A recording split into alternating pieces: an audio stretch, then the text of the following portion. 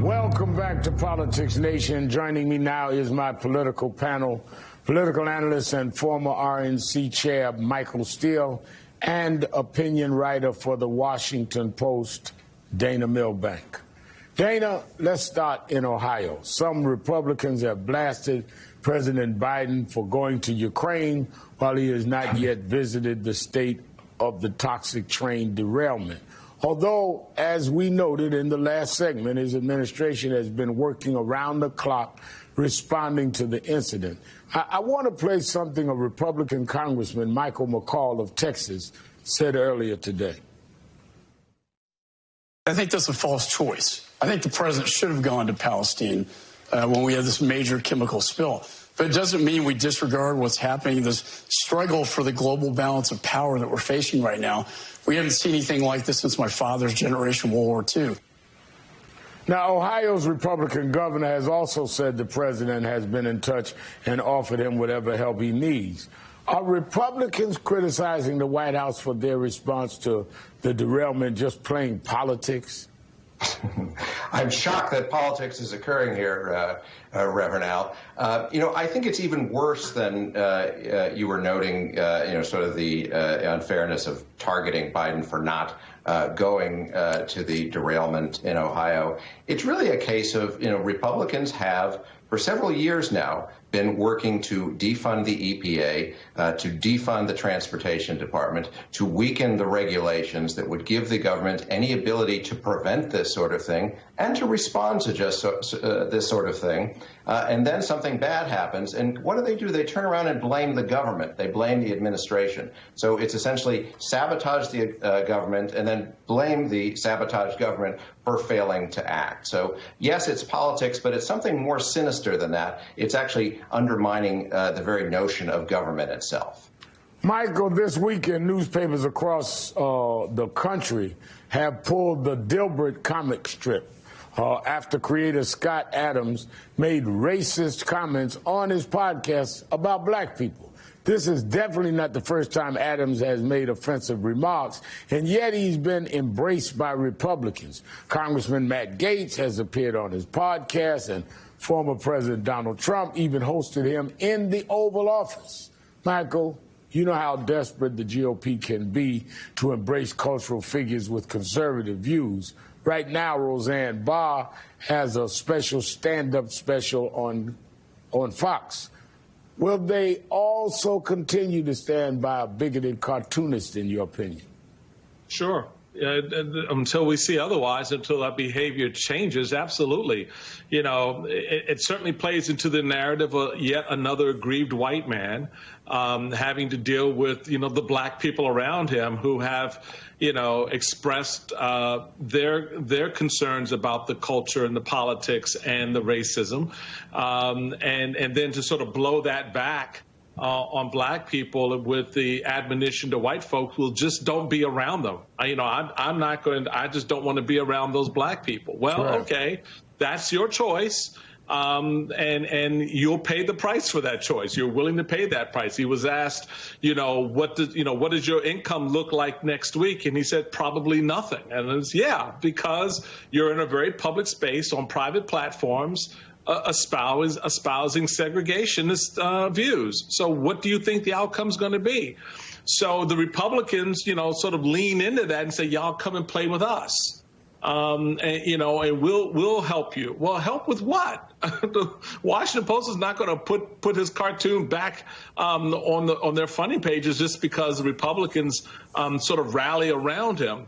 And what conservative outlet's going to be able to afford it? So there you are. The issue here is the normalizing of this. I mean, yes. People can say things and say, well, I misspoke or whatever, but to normalize this and act like it's okay in the middle of the culture, the cartoonist, that is what is very disturbing. But Michael, staying with you a minute, let's talk about Nikki Haley.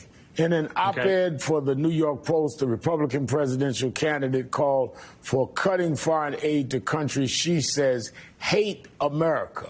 such as China or Pakistan. Now, you've been following the campaign of the former South Carolina governor and ambassador to the UN since it launched earlier this month. What's your take on it so far?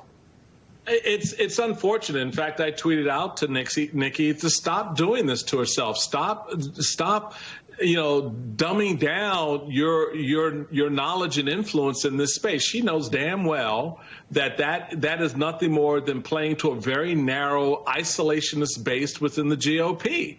Because the reality of it is that's not how it works in foreign policy. You just don't say, oh, we're just going to, cut off any resources or funding to anybody who hates us. Well, on any given day of the week, that could include our allies. That could include some people who are now enemies, who are friends who could be, frustrated with us on something else. Is it domestic, protest? Is it, government level protests? How are you defining hate us? So this just shows the performative BS, not just here domestically, but internationally, that Republicans are willing to do in order to cuddle a very, very small, base vote that actually doesn't reflect where the party has been historically, or not even where the party is now.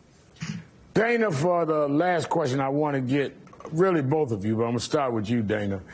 Speaker Kevin McCarthy is under fire for sharing about 44,000 hours of surveillance camera footage from January 6th with Fox News host Tucker Carlson.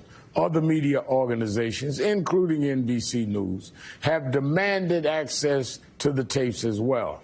The speaker is more than just a political leader. They also oversee the day-to-day administration of the Capitol, including security. Is there something unprecedented about what McCarthy has done here, Dana? Yeah, day after day, it seems that he breaks precedent after precedent. This is another one of the promises he made to the holdouts to give him the speakership. According to Matt Gaetz himself, this is one of the things that Kevin McCarthy promised, to release all of this footage. Of course, he's not released it. He's released it specifically to Tucker Carlson, who can edit it and doctor it any which way. Look, I understand why the other media are asking for the same thing. The truth is, this doesn't belong in the public domain for anybody.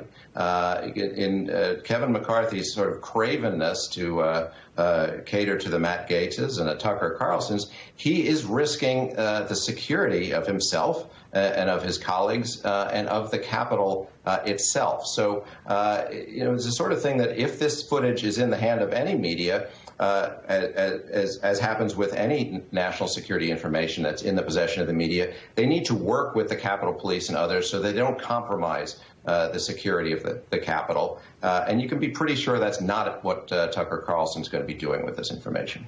Michael, same question. I couldn't agree with Dana more. This is reckless. It is irresponsible, incomprehensible. If any Democratic president under any circumstances say, I'm just going to give, Reverend Al footage from this event or that event, or give him the inside information that he would need, you would hear the howling all the way up and down K Street, Pennsylvania Avenue, and across the country. But this, again, to Dana's point, is about the promise that Kevin made in order to secure the position of Speaker.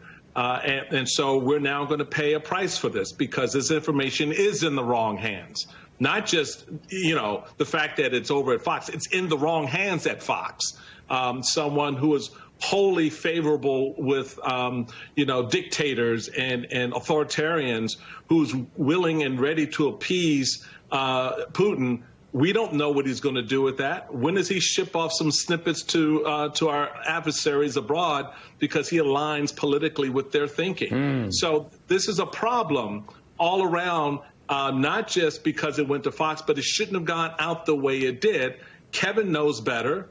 But Kevin's interested in Kevin, so here we are. And we'll pay the price for it down the road, trust me. All right, I'm going to have to leave it there. Michael Steele, Dana Milbank, thank you both for being with us this evening.